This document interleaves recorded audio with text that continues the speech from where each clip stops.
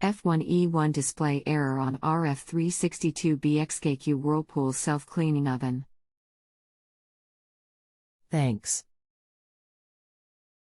Can you give me any more details about your issue?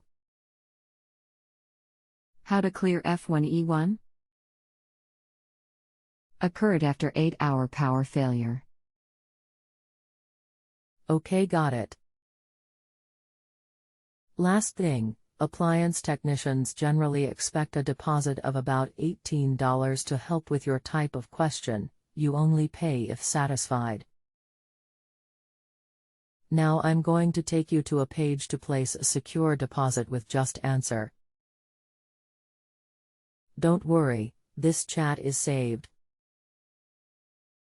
After that, we will finish helping you. Unfortunately, F1E1 is a safety flip-flop error. What that means is that your display control board is overloading and shorting out.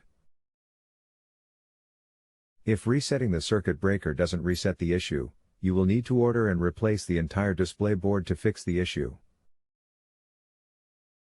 The part number you'd need to order is ### and unfortunately it's about $250. If you have a home improvement or appliance question and want to chat with an expert now, visit justanswer.com/ythi.